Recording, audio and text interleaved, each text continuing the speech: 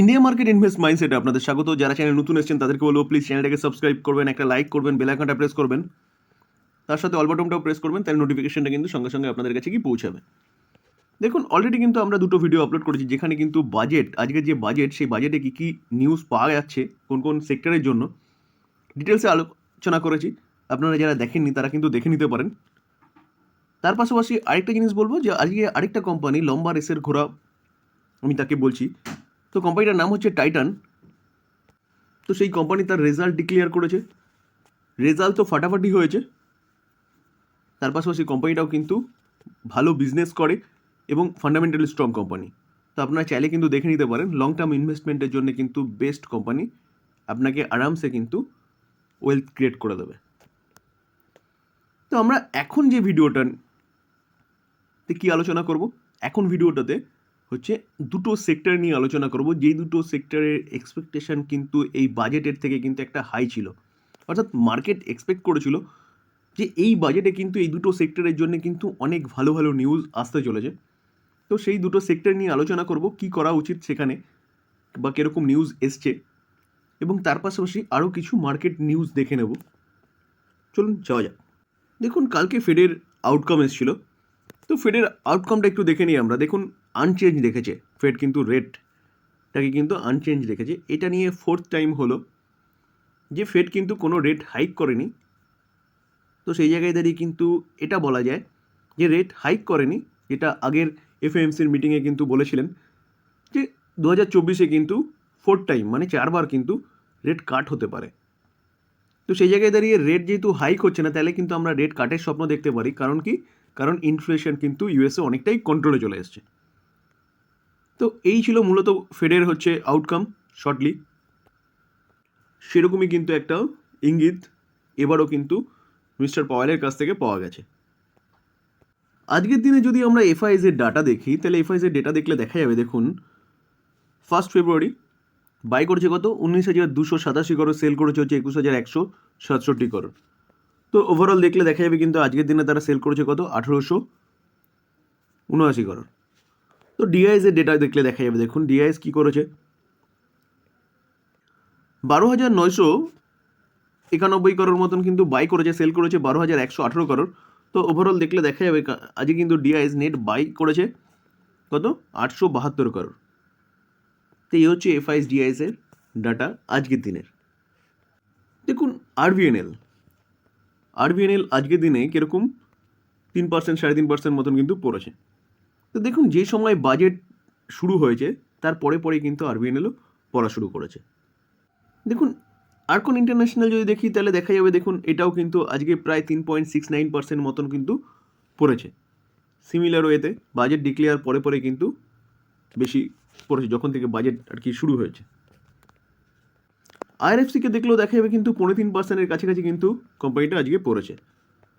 তো দেখুন, একদম ঠিক বাজেটটা আলোচনা শুরু হয়েছে তারপরে কিন্তু পড়া শুরু করেছে। দেখুন, রেলটেলকে দেখলেও কিন্তু একই জিনিস দেখা যাবে, এই কোম্পানিটাও কিন্তু আজকে 4.5% মতন কিন্তু পড়েছে। এবার কথা হচ্ছে এই কোম্পানিগুলো পড়েছে কেন।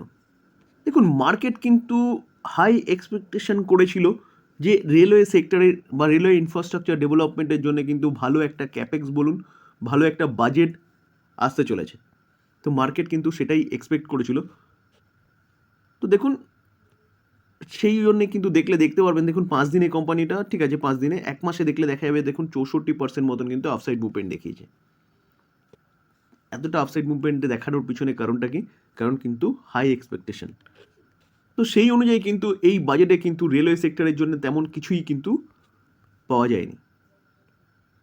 হ্যাঁ, গভর্নমেন্ট ইনফ্রাস্ট্রাকচার ডেভেলপমেন্টের কথা বলছে। তো ইনফ্রাস্ট্রাকচার ডেভেলপমেন্টের সাথে কিন্তু রেলওয়ে ইনফ্রাস্ট্রাকচার ডেভেলপমেন্টও হচ্ছে চলে আসে। তো সেই জায়গায় দাঁড়িয়ে ইন্ডিভিজুয়ালি কিন্তু রেলের জন্য কোনোরকম কোনো প্রজেক্ট বা কোনোরকম কোনো অ্যালটমেন্ট এইসব কিন্তু পাওয়া যায়নি। তবে ইনফ্রাস্ট্রাকচার ডেভেলপমেন্টের সাথে সাথে কিন্তু সড়ক পরিবহনের কথা বলেছে, সেখানে কিন্তু এই কোম্পানিটাও কাজ করে, টানেল বলুন, ব্রিজ বলুন। তার পাশাপাশি কিন্তু আইআরএফসি এই কোম্পানিটাও ফান্ডিং করে, শুধু রেলওয়ে গিয়ে ফান্ডিং করে এরকম ব্যাপার নয়।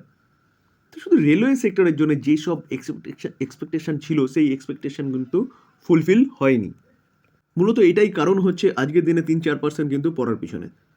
তবে স্যার এটা বলতে পারেন যে স্যার দেখুন আজকে হচ্ছে রেলের জন্য তেমন যে কিছু আসেনি এরকমও নয়।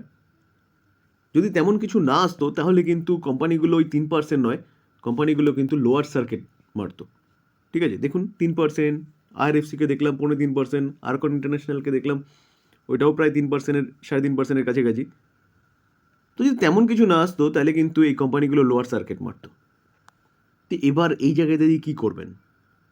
কোম্পানি তো অনেকটাই আপসাইড মুভমেন্ট দেখিয়ে ফেলেছে 1 মাসে। আমরা যদি 1 বছরে দেখি, দেখুন 1 বছরে দেখলে দেখা যাবে কিন্তু কোম্পানিগুলো 300% রিটার্ন দিয়েছে আরবিএনএল। তো প্রায় একই রকম সিনারিও দেখা যাবে অধিকটা কোম্পানি। তো স্যার প্রথমে আপনার মাথায় রাখতে হবে স্যার এই কোম্পানিগুলো কেন এতটা আপসাইড মুভমেন্ট দেখিয়েছে। 1 বছরে 300%, কোনোটা হচ্ছে 200%, কোনোটা হচ্ছে 250%, এরকম এতটা আপসাইড মুভমেন্ট কেন দেখিয়েছে? কারণ গভর্নমেন্ট রেলওয়ে সেক্টর নিয়ে কাজ করছে, হয়তো বাজেটে তেমন কিছু আসেনি, তাই বলে এই নয় গভর্নমেন্ট রেলওয়ে সেক্টরকে মানে রেলওয়ে সেক্টরের যে ইম্প্রুভমেন্টের কথা বলছে সেই ইম্প্রুভমেন্ট বন্ধ করে দেবে।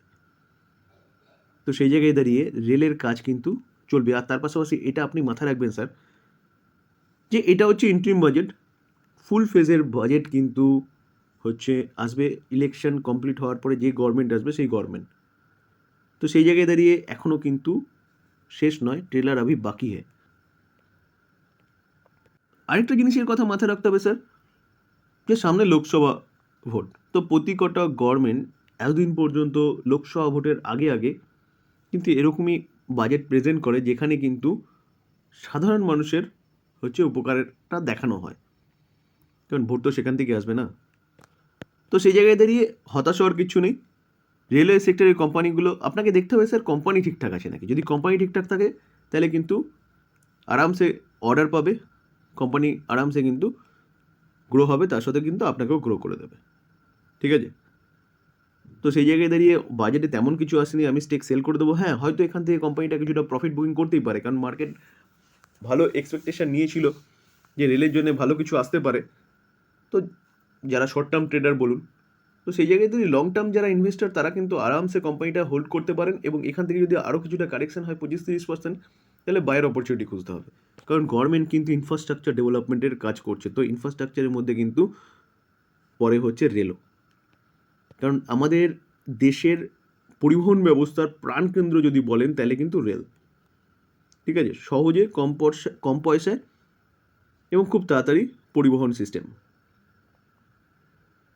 তো অত চিন্তা করার কিছু নেই, কারণ বাজেটে কিছু আসেনি, নেক্সট টাইম আসবে, কোম্পানিগুলো একদম শেষ হয়ে যাবে এরকম ব্যাপার নয়।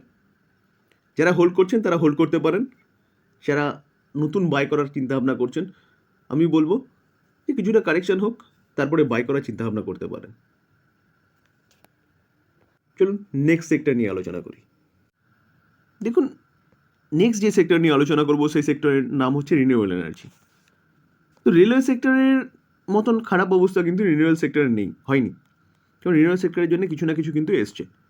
দেখুন আমরা যে 22 তারিখে আমাদের প্রাইম মিনিস্টার নরেন্দ্র মোদীর কাছ থেকে যে সূর্যোদয় যোজনার যে একটা আভাস পেয়েছিলাম, সেই আভাস কিন্তু এই বাজেটে দেখা গেছে যে 1 করোড় হাউস হোল্ডদের কিন্তু রুপটপ প্রজেক্টের আন্ডারে আনা হবে, যেটা পুয়ার এবং মিডিল ক্লাস। তো সেখানে কিন্তু বলছে 300 unit free electricity per month দেওয়া হবে। তো সেই জায়গায় দাঁড়িয়ে কিন্তু এই যে 1 করোড় সোলার রুপটপ এই যে প্রজেক্ট অর্থাৎ সূর্যোদয় যোজনা যেটা, সেইটা যদি বাস্তবায়ন করতে হয় তাহলে রুপটপ যে কোম্পানিগুলো কাজ করে রুপটপ নিয়ে সেই কোম্পানিগুলো তো অবশ্যই রাডারে রাখবেন, আমি অনেকবার আলোচনা করেছি। এবং তার পাশাপাশি ফাইন্যান্স যে প্রোভাইড করে কোম্পানিগুলো অর্থাৎ ইরেডা বিশেষ করে, এই কোম্পানিটাও কিন্তু রাডারে রাখতে পারেন। কারণ কি, কারণ কাজ করলে কিন্তু এই কোম্পানিগুলোকেই করতে হবে। 1 করোড় যে রুপটপের কথা শোনা যাচ্ছে, ফাইন্যান্স মিনিস্ট্রি নির্মলা সীতারামন যে আগে যে মোদিজি বলেছিলেন যে জিরো কার্বন অর্থাৎ কার্বন ফ্রি যে ইন্ডিয়া, সেই কার্বন ফ্রি ইন্ডিয়া করার কথা সেটাকেই তুলে ধরেছেন উনি। দেখুন নেট জিরো টার্গেট 2070, ঠিক আছে। তো এই জিরো কার্বন করার জন্য কিন্তু তিনি বলছেন কি the finance ministry has allocate significant resource to bolster the green energy sector with a focus on harnessing India waste offshore wind energy potential. তো উইন্ড এনার্জি, অফশোর উইন্ড এনার্জির কথা কিন্তু তুলে ধরেছে গ্রিন এনার্জি সেক্টরের মধ্যে। তো সেই জায়গায় দাঁড়িয়ে কিন্তু গভর্নমেন্ট যেভাবে কাজ করছিল গ্রিন এনার্জি নিয়ে, সেভাবে কিন্তু আগামী দিনেও কাজ হবে আশা করা যায়।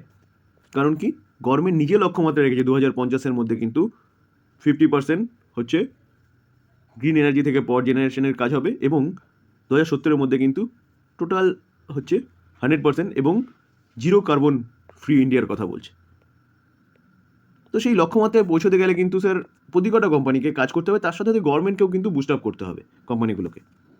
তো সেই জায়গায় দাঁড়িয়ে গ্রিন এনার্জি নিয়ে কিন্তু অতটা চিন্তা করার কিছু নেই। গ্রিন এনার্জি রিলেটেড যেসব কোম্পানিগুলো আছে, সেসব কোম্পানিগুলো আপনারা রাডারে রাখতে পারেন লং টার্ম ইনভেস্টমেন্ট পারপাস। তো এই ছিল আলোচনা। যদি আলোচনাটা ভালো লাগে, যারা চ্যানেল নতুন এসেছেন তাদেরকে বলবো প্লিজ চ্যানেলটাকে সাবস্ক্রাইব করবেন, একটা লাইক করবেন, বেল আইকনটা প্রেস করবেন। থ্যাংক ইউ, ভালো থাকবেন।